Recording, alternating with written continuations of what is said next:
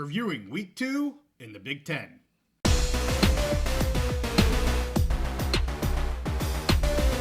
College football is back, and we're back on the Big Mountain. Hey, it's good to have you back on the mountain. We are done with Week 2, and I know Steve wants to talk about several games with the Big Ten, so I'm going to throw it right to him, and let's get into it. Which games do you want to talk about? Yeah, well, first of all, great week in the Big Ten. A lot of good football, a lot of interesting games. We did have a couple of games come down to last-second field goals. I'm not going to talk about either one of those games because I'm a little not happy about both of those games, but there are 4 games that I really want to talk about today, and that's Texas coming to the Big House visiting Michigan, Colorado visiting Nebraska, Illinois and Kansas, and then the game that I was at, Bowling Green comes in and looked like they could threaten an upset against Penn State. So I'll save that one for last. Let's get right into it with, to me, the biggest game of the week, Texas at Michigan coming into the Big House. This was a game, we got a lot of pushback again from Michigan fans. They acted like they were kind of getting disrespected. Most people had this game pretty close. The line ended up being it was about a touchdown. I think it was like bouncing back and forth between 6.5 and 7.5. We picked it at for Texas to cover 7.5. Right. And I felt very confident about that. I almost locked that game, but decided not to. Now, I didn't get to see this game live, but I was kind of following some updates, and then I went back and watched an extended highlights of the game. And here's the deal with Texas and Michigan. I want to know the deal. Okay, so Texas, as we've talked about, they're just a fantastic all-around team. Since we did our conference champion previews, I've been saying, I think Texas is one of those elite teams in the country, right there with a Georgia, with Ohio State as one of the top national championship contenders. And I've been saying all along, I thought Michigan was going to take a major step back this year. They're just losing so much. You lose your head coach, so much of the staff, the entire offensive line, your starting quarterback who was a first-round NFL draft pick, your top running back. I mean, they just lost so much. And really, honestly, I don't even think it was fair of their own fans to come in and expect them to do what they did the previous years. But, they just got so much confidence of, 3 years in a row, just bully-balling everybody, beating Ohio State 3 years in a row, winning the national championship game. They just had so much confidence. But the major fatal flaw for Michigan this year, and what we've talked about, is they don't have a starting quarterback. Right. Former walk-on Davis Warren, he started the first 2 games. He threw 2 interceptions in this game, and from what I saw and then just reading, it didn't really look. He does not look the part of a starting quarterback for a national championship contender. Right. I thought Alex Orji would be the starter this year, but we knew he has some major problems where they didn't trust him to throw the ball last year. He came in the first game, threw a touchdown pass. This game, he came in and really had no passing stats, and I think he had 2 rushes for -1 yards. So he basically did nothing. When the old adage is when you have 2 starting quarterbacks, you have none. Right. Michigan to me is a team with no starting quarterback, no offensive identity. They still got a good, solid defense. I mean, they have a fantastic defensive line. They have an All-American, Will Johnson in the secondary, but they're just a flawed team. We picked Michigan to lose. They end up losing 31-12, and I don't think they were at any point were in jeopardy of winning this game. Quinn Ewers, he didn't have an amazing stat line as far as yards, but he managed this game. He orchestrated the offense. He ended up throwing 3 touchdown passes and was just in control. Just looked like a guy who he knew exactly what he had to do within this offense to go on the road into Big Ten country, into the Big House, and win a game against a premium team on the road. So it looks great. I'm sure he's one of the guys we mentioned as far as an early Heisman contender. Yep. He had pretty decent odds. And so I took him, and I'm sure, I didn't look this morning, but I'm sure his odds have gotten better and better. So that might be one of those where I cash out and take some profits like we talked about. So just a good overall game for Texas. And this really Michigan is who we thought they are. Do you have any comments on that game? So a couple things real quick on Ewers. His odds have gotten better. You can cash them out for something more than what you would have put in. I can tell you that much. Yeah. The other thing, I watched a decent chunk of this game. I was excited to watch it. The first half was all Texas. I mean, all Texas. They were on a different level. Michigan was trying to keep up. really struggled offensively, as you said, with the quarterback situation. But this was a top 3, absolutely national championship contender against a team that has taken a step back. I think we're still trying to define what that step back is. I'm not sure I know yet how far back they have come from their national championship team a year ago. But these were 2 different teams on 2 different levels, I should say. And really the second half was more Texas just kind of making sure they were controlling the game. They didn't really push it super hard. And, I think honestly, the score spread, if Texas wanted to continue to go off on Michigan, the spread would have been bigger than it was. I think Michigan, I'm not going to say they didn't necessarily take the foot off the gas, but they definitely were more conservative. They didn't have to push it. Why give them any hope when you've done what you need to do in the first half? You're away. And I'll tell you what, the first half was very impressive from the Texas Longhorns. So it is what it is. It's kind of what we thought was going to happen. And I know it was a game you were thinking about even locking. Yes. Didn't quite get there, but Texas was very impressive. Yep. Yeah, I said I felt very confident about them covering that 7.5, and it could even be double-digit win. And, we easily got there. And I will say, like you were saying, you don't exactly know where Michigan is. For me, I had them, outside of the top 4 in the Big Ten coming in, or maybe 4th or 5th, right around there. And I said I thought they should be a ranked team, but definitely not in the top 10. And I think they fell to like 20th in one poll, which I think is fair. And we'll see. Right. We'll see how far they drop. Right. Playing against Texas, Texas is a really good team. Yes. We'll see when they play against some of the other teams. I think they have another game. They have a game against Oregon, who hasn't maybe lived up to their expectations. So we'll see how far they drop. Yeah. They're definitely not the team that they were last year. Right. Okay, so moving forward, Colorado at Nebraska. This was right up there with the first game as the big, 2 of the top games of the week. I felt very confident. I locked Nebraska to win. Nebraska was, let's see, what were they? I think they were 7.5. Yeah, 7.5 point favorites. I locked that, and again, it's one of those where I said definitely very comfortable with that, and Nebraska should win by double digits, and that's exactly what we saw. What we saw was a Nebraska team that is a complete team.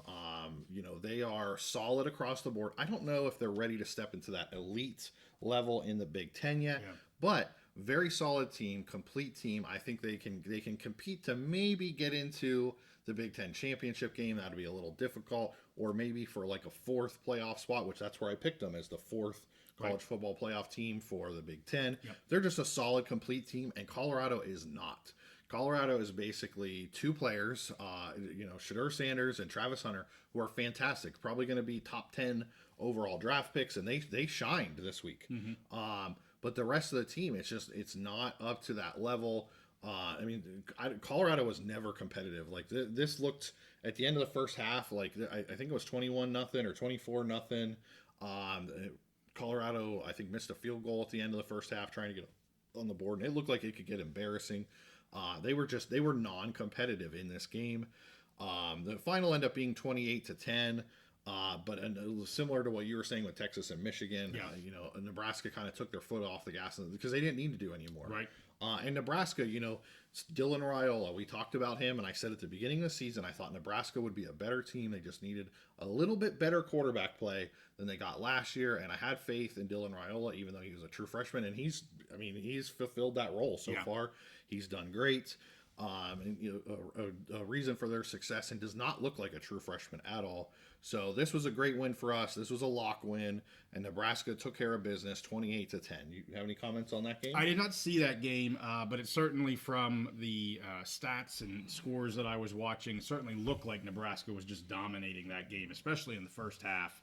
I was happy to see that. I don't have many comments because I was watching Mountain West games there in the second half of the day here on the East Coast or later in the evening. So I can't really comment on that game. This was the one game I got to see the whole thing. By the time I got back from the Penn State game, I got to watch the entire game, and it was just, it was domination by Nebraska. So good on them. And I'll say Nebraska was at home. People, when we gave Nebraska some good credit for having good home field advantage, and there were a lot of people who were like, oh, well, there hasn't been much of a home field advantage. Well, now with this team, they actually have something to cheer for. They put on a great spectacle, had great home field advantage, and I expect that to continue. Awesome. So the third game I want to talk about, Illinois and Kansas, and I think I surprised you in this game. You did. Last year, Kansas absolutely spanked Illinois. Illinois had no answer for Kansas's offensive creativity last year. But I told you, I said with Andy Kotelnicki leaving, I think that it may take a little while for the Kansas offense to get going, and so far we've seen that. Their quarterback, and I said I wasn't sure. I don't know if I trust Jalen Daniels, their quarterback. He was hurt a little bit last year. He's a good talent. He can make some teams, especially in the Big 12, look silly. Some Big 12 defenses, and and the whole Kansas team had performed really well against Illinois this year.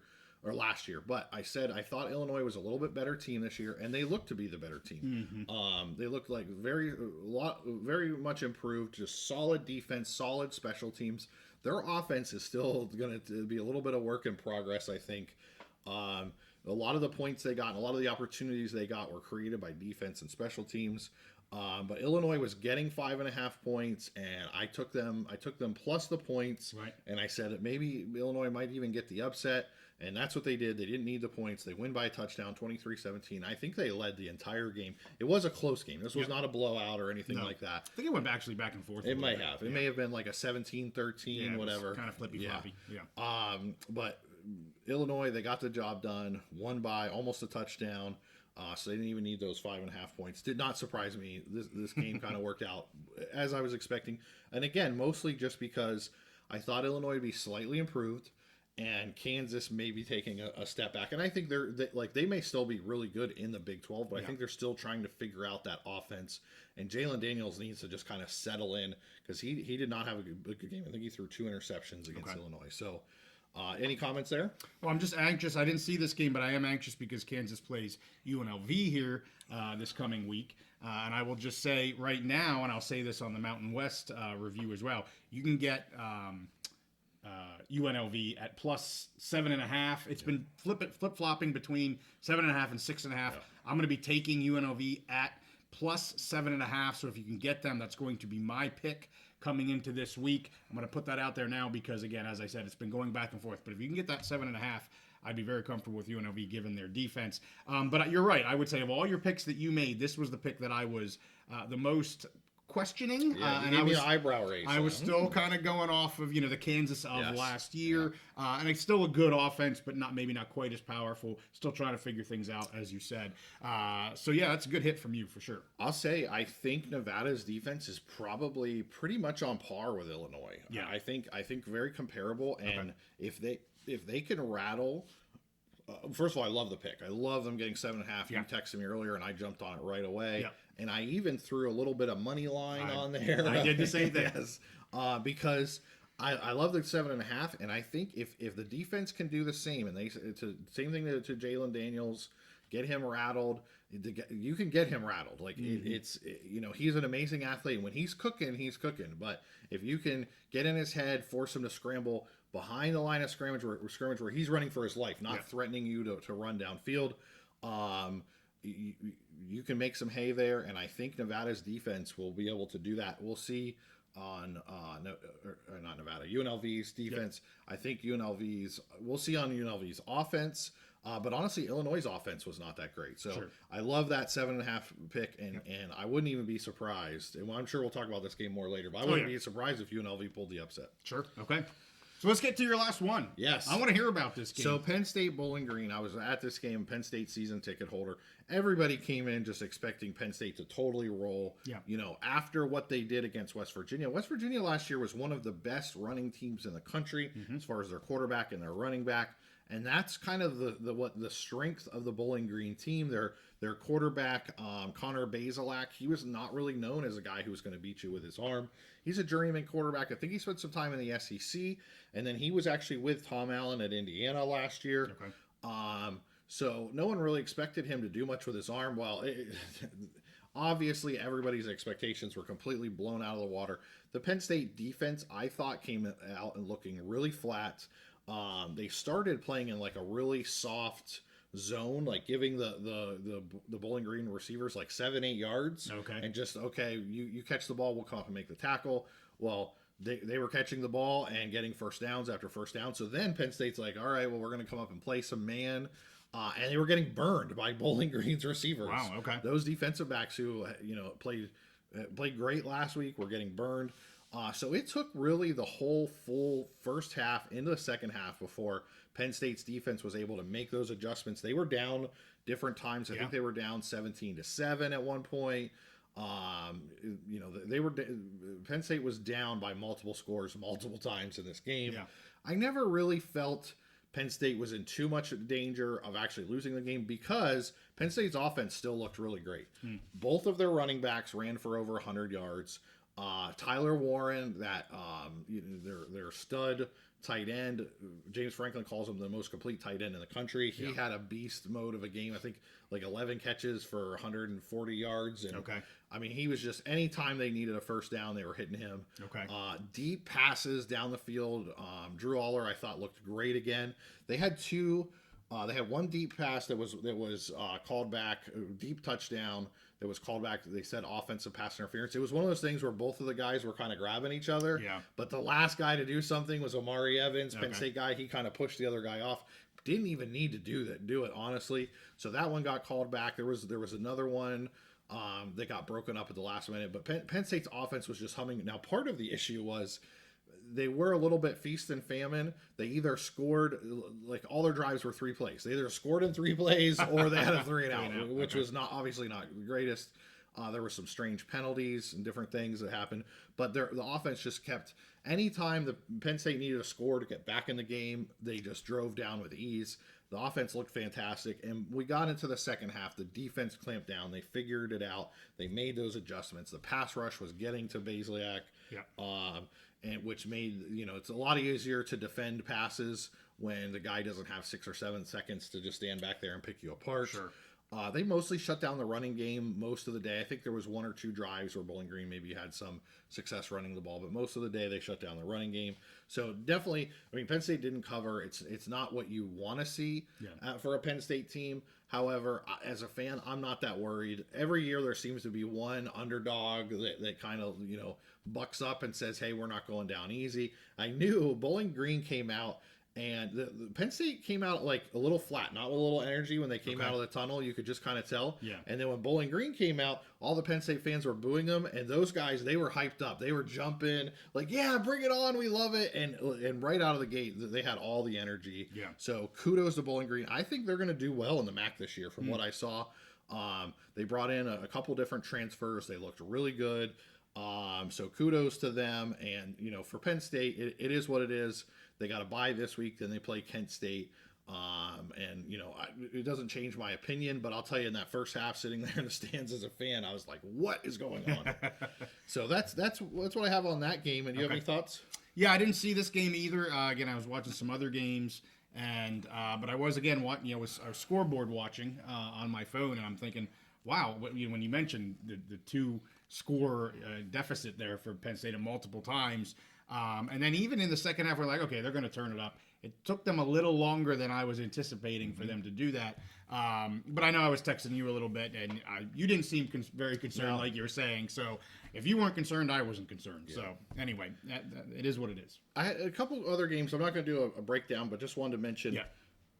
Well, I said I wasn't going to talk about Iowa and Maryland, but both of them failed to cover. Michigan State looked maybe a little better than I thought they would, and they actually beat Maryland straight up. Iowa had that game won and just let it slip away. They're not an offensive juggernaut. They can't just let their foot off the gas like they did. But I did want to talk about 2 teams. Rutgers, they covered again. Everything I'm going to continue on that Rutgers train. Everything I said coming into the season, it's continuing. It's looking like they're going to be not necessarily a power or contender to win the Big Ten, but definitely to hit their over, which I think was 6.5, which we locked like over, which is absolutely ridiculous. They're starting out 2-0 already and look pretty solid. And another team I want to talk about, I think you're going to like Kurt Cignetti and the Indiana Hoosiers. I think they were playing a lowly, was it Western Illinois? and they won. Was it 70? It was something ridiculous. Yeah, 76-6 or something. They set the record, the most points ever scored in by an Indiana Hoosier team. I was going to say it's a score that you never see an Indiana team put up, so that doesn't surprise me. Yes, which is amazing, and they're on track as well. That's another team that we identified to hit the over and and part of it is their easy schedule. They have a big game coming up against UCLA. I think that's a great opportunity for them in the Big Ten. My last thought is just Kurt Cignetti. I'm telling you, the dude he's going to be coach of the year. Like he is taking the Big Ten by storm. It's probably either him or Matt Rule. Right. But the media just can't get enough of him. He just looks like this old professor guy, like wily professor. But to me, I think he's an offensive genius.